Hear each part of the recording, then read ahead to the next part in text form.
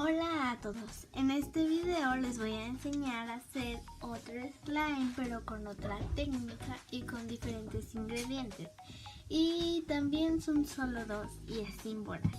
Si quieren ver cómo se hace, pues miren el video.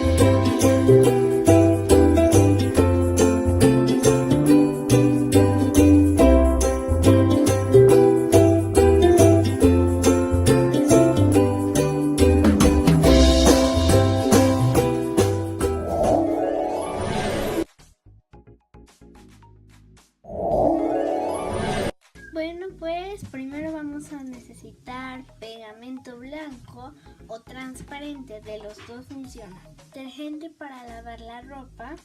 Yo usé Ariel porque pues supongo que funciona, ¿no? Pero pueden usar cualquier otra marca.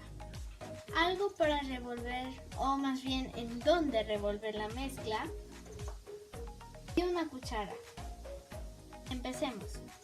Primero vamos a tomar el resistor o el pegamento y vamos a vaciar la cantidad que quieres hacer de slime. Ahora tenemos que ir agregando detergente e ir mezclando.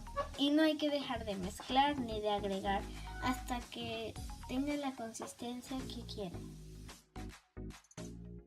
Cuando quede algo así, ya no necesita ni pegamento ni detergente. No. Ahora vamos a tomarlo con las manos y empezarlo a moldear. Como pueden ver, el slime el otro que hice se los voy a dejar en la caja de descripción ahí abajo. Fue con jabón de trastes y con maicena y también quedó bien, pero ese no era slime como tal, era como una especie de masa. Y así nos tiene que quedar. Como pueden ver, es muy fácil y este sí es slime. Si lo abres no se rompe y es translúcido. Como pueden ver, no se escurre como en los otros slimes, pero lo demás está bien. Si sienten que está pegajoso,